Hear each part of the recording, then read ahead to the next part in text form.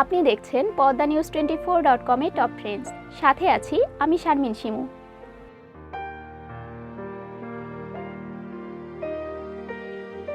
বলিউডের জনপ্রিয় সুপারস্টার সালমান খান ২৯০০ কোটি টাকার মালিক। তিনি মাসে ১৬ কোটি টাকা আয় করেন ভাইজান।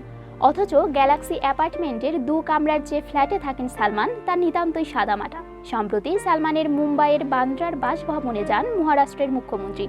অভিনেতার বাড়িতে সাম্প্রতিক গুলি চালানোর ঘটনায় সালমান ও তার পরিবারকে সব রকম সুরক্ষার আশ্বাস দিয়েছেন মুখ্যমন্ত্রী।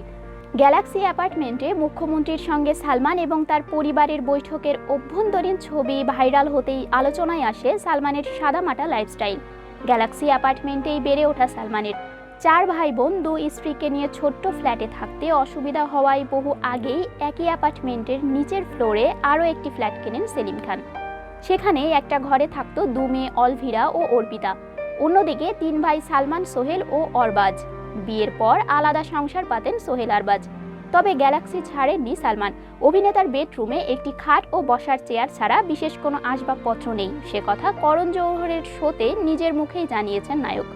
এদিন সালমানের বাড়ির অন্দরের ছোট্ট ড্রয়িং রুমে দেখা যায় অতি সাধারণ গ্লাস, টেবিল এবং ধূসর প্রিন্টেড সোফা রয়েছে। মুখ্যমন্ত্রীর সঙ্গে সোফায় বসে সেলিম খান, উল্টো দিকে সোফা সিটে সালমান।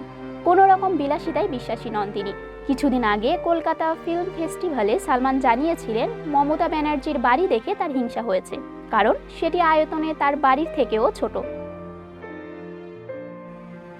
পদ্মা নিউজ 24.com এর নিয়মিত আপডেট ভিডিও পেতে আমাদের ইউটিউব চ্যানেলটি সাবস্ক্রাইব করে বেল আইকনটি ক্লিক করে রাখুন। ফেসবুকে আমাদের ফলো করুন facebook.com/পদ্মা নিউজ 24।